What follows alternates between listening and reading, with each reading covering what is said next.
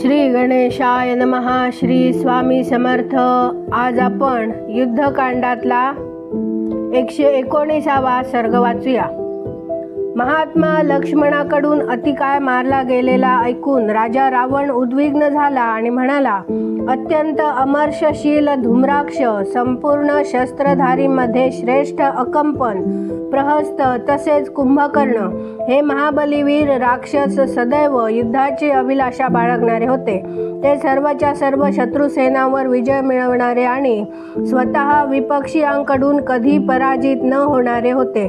परंतु अनायासाने महान कर्म करणाऱ्या रामानं नाना प्रकारच्या शस्त्रांच्या ज्ञानात निपुण असलेल्या त्या विशालकाय वीर राक्षसांचा सेनेसह संहार करून टाकला. आणखीही खूपसे महामनस्वी शूरवीर राक्षस त्यांच्याकडून मारले गेले. त्याचं बल आणि पराक्रम सर्वत्र विख्यात आहे. त्या माझ्या पुत्रानं इंद्रजितानं त्या दोघा भावांना वरदान प्राप्त घोर नागरू स्वरूपी बाणात बद्ध केलं होतं. ते घोर बंधन सर्व देव आणि महाबली असुरही तोडू शकले नव्हते. यक्ष, गंधर्व आणि नागांनाही त्या बंधनातून राम लक्ष्मणांना सोडविणं अशक्य होतं. तरीही ते दोघं भाऊ राम आणि लक्ष्मण त्या बाणबंधनातून मुक्त झाले. कोणत्या प्रभावानं, कोणत्या मायाविद्येनं, कुठल्या प्रकारच्या मोहिनी औषधींच्या प्रयोगानं ते त्या बंधनातून सुटले कुणास ठाऊक. माझ्या आज्ञेनं जे जे शूरवीर योद्धे राक्षस युद्धाला गेले त्या साऱ्यांना समरांगणात महाबली वानरांनी मारून टाकलं. मला आज एकही वीर असा दिसत नाही की जो युद्धात लक्ष्मणासह रामाला आणि सेनेला तसंच सुग्रीवासह वीर बिभीषणाला नष्ट करून टाकील. अहो, राम मोठा बलवान आहे. त्याचं अस्त्रबल महान आहे यात शंका नाही. कारण त्याच्या बलविक्रमाशी सामना देताना असंख्य राक्षस कालकर्दमात रुतलेले आहेत. मी त्या वीर रघुनाथाला रोग शोकानं रहित असलेल्या साक्षात नारायणाचं रूप मानतो. कारण त्याच्याच भयानं लंकापुरीचे सारे दरवाजे आणि फाटके सदैव बंद ठेवण्यात येतात.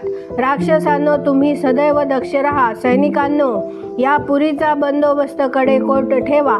जिथं सीता ठेवण्यात आली आहे त्या अशोक वाटिकेचं तर विशेषत्वानं रक्षण करा.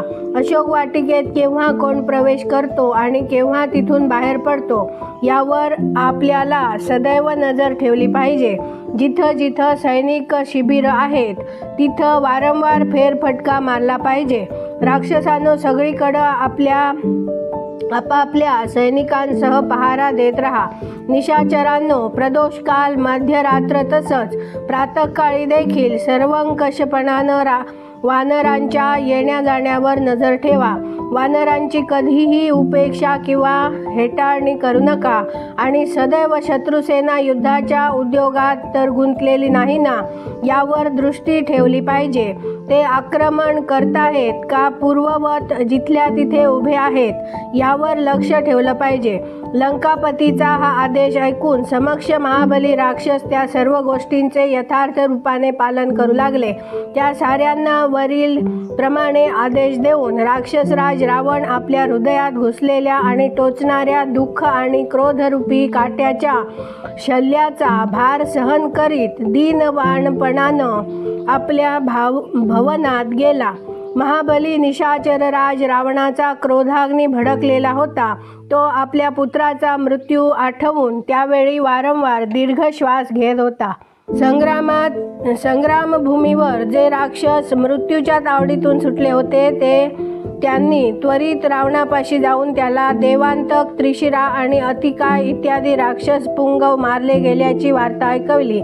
त्यांच्या वधाची वार्ता ऐकून राजा रावणाच्या डोळ्यात अश्रूंचा पूर लोटला. पुत्र आणि बंधूच्या भयानक वधाचा विचार करून त्याला चिंता वाटू लागली. राजा रावण शोकसमुद्रात बुडून दीनवाणा झालेला पाहून रथश्रेष्ठी राक्षस राजकुमार इंद्रजित म्हणाला, तात, राक्षसराज, जोपर्यंत इंद्रजित जिवंत आहे तोपर्यंत तुम्ही चिंता आणि मोहात पडू नका. या इंद्रशत्रूच्या बाणांनी घायाळ झाल्यावर कुणीही समरांगणात आपल्या प्राणांचं रक्षण करू शकणार नाही. पहा, आज मी राम आणि लक्ष्मण यांची शरीर बाणांनी छिन्न भिन्न करून त्यांचं सर्वांग तीक्ष्ण सहायकांनी भरून टाकतो. ते दोन्ही भाऊ गतायुषी होऊन कायमचे पृथ्वीवर झोपवून टाकतो. तुम्ही या इंद्रशत्रूची ही निश्चयपूर्वक केलेली प्रतिज्ञा ऐका. ती माझ्या पुरुषार्थानं आणि दैवबलानं देखील तडीला जाणारी आहे. मी आजच लक्ष्मणासह रामाला आपल्या अमोघ बाणांनी पूर्णपणानं तृप्त करून टाकीन. त्याची युद्धाची तहान मी भागवीन. आज इंद्र, यम, विष्णू, रुद्र, साध्य, अग्नी, सूर्य आणि चंद्र या बलियज्ञात भगवान विष्णूंच्या भयंकर पराक्रमाप्रमाणे माझा अपार पराक्रम पाहतील. असे म्हणून उदारचित्त इंद्रशत्रू इंद्रजिताने रावणाचा निरोप घेतला आणि रावणाज्ञेने तो उत्तम गाढवे जुंपलेल्या युद्धसामग्री संपन्न तसेच वायुवेगी अशा रथावर आरूढ झाला. त्याचा रथ इंद्राच्या रथासारखा भासत होता. त्याच्यावर आरूढ होऊन शत्रूंचे दमन करणारा तो महातेजस्वी निशाचर जेथे युद्ध चालू होते त्या स्थानी सहजपणे जाऊन पोहोचला. त्या महामनस्वी वीराला प्रस्थान ठेवताना पाहून खूपसे महाबली राक्षस हातात श्रेष्ठ धनुष्य घेऊन हर्षोत्साहाने त्याच्या मागे निघाले. कोणी हत्तीवर बसून निघाले तर कोणी उत्तम घोड्यावर. त्याशिवाय वाघ, विंचू, बोके, खेचरे, उंट, साप, डुकरे इत्यादी हिंस्र पशुवर सिंह, पर्वताकार गिधाडे, कावळे, हंस आणि मोर इत्यादीवर स्वार होऊन काही भयानक पराक्रमी राक्षस युद्धाला आले. त्या सर्वांनी प्रास, पट्टिश, खड्ग, परशु, गदा, भुशुंडी, मुदगर, दंड, शतघ्नी आणि परिघादी आयुधे धारण केली होती. शंखध्वनीत मिसळलेल्या भेरींचा भयानक नाद सगळीकडे दुमदुमू लागला. त्या तुमुल नादाला अनुसरत इंद्रद्रोही पराक्रमी इंद्रजिताने मोठ्या वेगाने रणभूमीकडे आगेकूच केली. ज्याप्रमाणे पूर्ण चंद्रामुळे आकाशाची शोभा वाढते त्याचप्रमाणे आपल्यावर धरलेल्या शंख आणि चंद्रासारख्या शुभ्रवर्णी छत्रामुळे तो शत्रुसूदन इंद्रजित सुशोभित होत होता. सोन्याच्या आभूषणांनी विभूषित आणि समस्त धनुर्धरात श्रेष्ठ असलेल्या त्या वीर निशाचराला दोन्ही बाजूंनी सुवर्णजडित उत्तम आणि मनोहर चवऱ्या ढाळण्यात येत होत्या. विशाल सेनेने घेरलेल्या आपल्या पुत्राला इंद्रजिताला रणभूमीकडे जाताना पाहून राक्षसराज श्रीमान रावण त्याला म्हणाला, पुत्रा, कुणीही प्रतिद्वंद्वी असा नाही की जो तुझ्याशी 2 हात करू शकेल. तू देवराज इंद्राला देखील पराभूत केला आहेस. मग सहजपणानं जिंकता येणाऱ्या एका माणसाला पराभूत करणं तुझ्या दृष्टीनं काय मोलाचं आहे. तू सहजपणानं रघुवंशी रामाचा वध करशील. राक्षसराज असे म्हणाल्यावर इंद्रजिताने त्याचा तो महान आशीर्वाद मस्तक वाकवून ग्रहण केला. मग ज्याप्रमाणे अनुपम तेजस्वी सूर्यामुळे आकाशाची शोभा वाढते त्याप्रमाणे अप्रतिम शक्तिशाली आणि सूर्यतुल्य तेजस्वी इंद्रजितामुळे लंकापुरी शोभिवंत दिसू लागली. महातेजस्वी शत्रू दमन इंद्रजिताने रणभूमीवर पोहोचल्यावर आपल्या रथाच्या 4 बाजूंना राक्षस उभे केले. मग मध्यभागी रथातून उतरून पृथ्वीवर अग्नीची स्थापना करून अग्नितुल्य तेजस्वी असलेल्या त्या राक्षस शिरोमणी वीराने चंदन, फूल तसेच लाह्या आदींद्वारा अग्निदेवाचे पूजन केले. त्यानंतर त्या प्रतापी राक्षस राजाने विधिपूर्वक श्रेष्ठ मंत्रांचा उच्चार करीत त्या अग्नीत हविष्याची आहुती दिली. त्यावेळी शस्त्रे हीच अग्निदेवीच्या 4 बाजूंना पसरण्याचे दर्भ व शरपत्र होती. बेहड्याच्या डाळ्या याच समिधा होत्या. लाल रंगाची वस्त्रे वापरण्यात आली होती. त्या यज्ञातील पळी लोखंडाची घडविण्यात आली होती. त्याने तेथे तोमरासह शस्त्ररूपी शरपत्रे अग्नीच्या 4 बाजूंना पसरून होमासाठी काळ्या रंगाच्या जिवंत बकऱ्या बकऱ्याचा गळा पकडला. एकदाच दिलेल्या त्या आहुतीने अग्नी प्रज्वलित झाला. त्यात धूर दिसत नव्हता, नुसत्या आगीच्या मोठमोठ्या ज्वाला उफाळत होत्या. त्यावेळी त्या अग्नीतून ती सारी चिन्हे प्रकट झाली की ज्यांनी पूर्वकाळी आपला विजय प्रकट केला होता व इंद्रजिताला विजय प्राप्ती करून दिली होती. अग्निदेवाची शिखा दक्षिणावर्त दिसू लागली. त्याचा वर्ण तप्त कांचनाप्रमाणे सुंदर होता. या रूपात तो स्वतः प्रकट होऊन हविष्य ग्रहण करीत होता.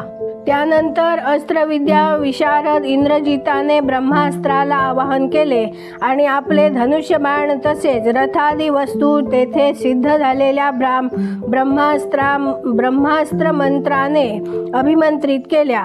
जेव्हा अग्नीला आहुती देऊन त्याने ब्रह्मास्त्राला आवाहन केले तेव्हा सूर्यचंद्र ग्रह तसेच नक्षत्रांसह अंतरिक्ष लोकीचे सारे प्राणी भयभीत झाले.